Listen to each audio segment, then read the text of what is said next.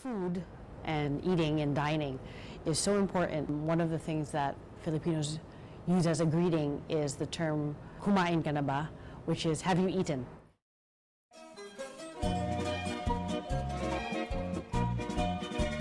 Katakatakang mahibang ang katulad ko sa'yo. Biru-biru ang simula, ang wakas pala ay ano. Aayaw-ayaw na ako, ngunit yan ay di totoo. Dahil sa'yo, puso kong ito'y binihag mo.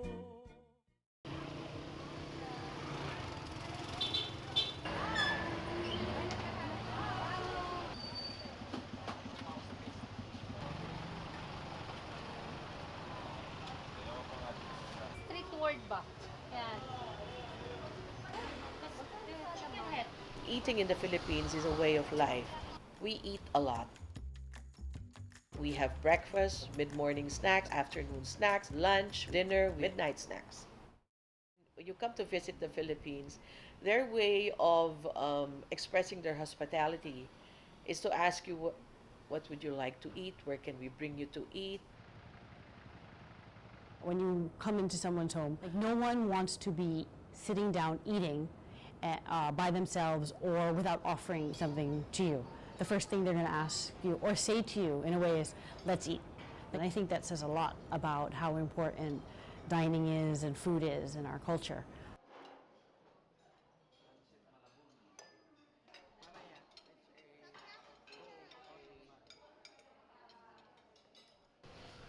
I am a mother of 3.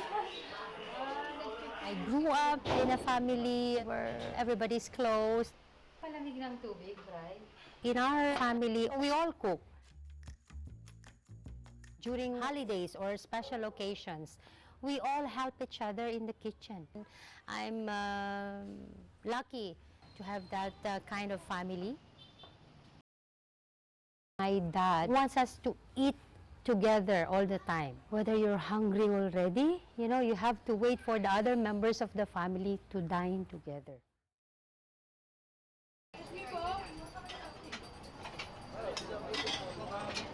Basic cooking techniques are sautéing, stewing, grilling, and frying.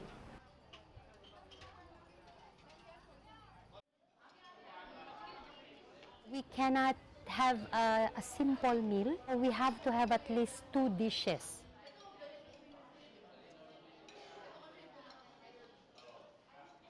They could eat rice, breakfast, lunch, and dinner. There's usually rice, a protein, and a vegetable. An adobo recipe is a very popular Philippine dish. My most favorite food in here is adobo. You guys ever eat adobo?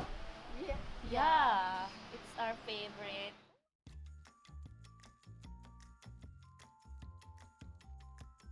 The adobo is a cooking technique. It's not a particular recipe.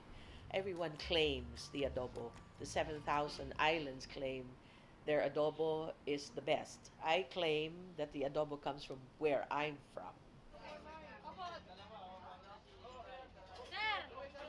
In the Philippines, it depends on the province where you came from. So certain provinces will have their own way of cooking it. Like in our province, since the field crickets were abundant, my dad cooked them adobo, but then I don't like it that way. The first dish that I cook, as far as I remember, I cooked adobo. I didn't put any pepper or bay leaf in it. I just like it the natural taste, but I had a twist of putting some sweet potato on it, so it will not be all meat. There are variations other than what that recipe is all about, and that you will find in the different parts of the country. My favorite is, of course, the classic.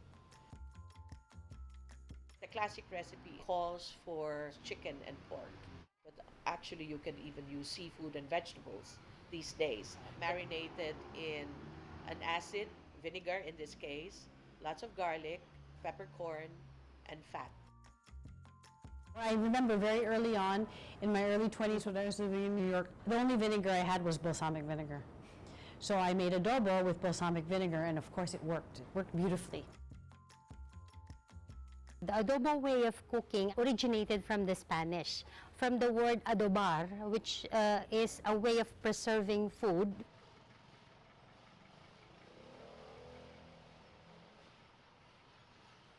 If we were to talk about Filipino food and the history of Filipino food and the history of Filipino cuisine, then definitely colonization would be the primary story for how our cuisine has evolved.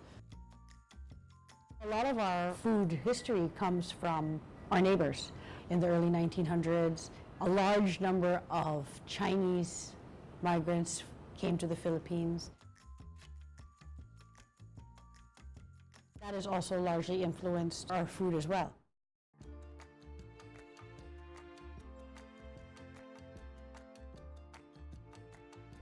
A lot of Filipinos have a more global palate than they think. And some people would argue that that's because of travel, but it's not. Filipino workers are everywhere and have experienced other cuisines and other countries and cultures, and they bring that back with them.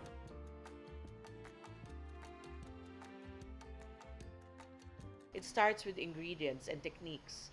So a lot of foreign cuisines are taking interest in Asian ingredients like fish sauce and some exotic spices.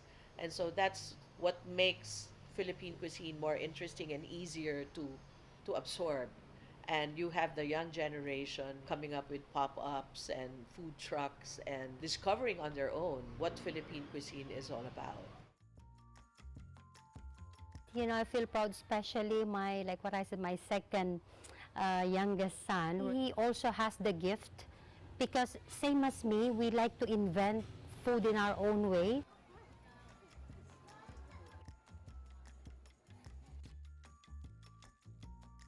His signature dish is adobo with a twist of coconut milk. Yeah, so I feel really proud about it because he also has a passion in doing it. So I just hope it can be his profession as well. We even have a saying, the family that eats together stays together.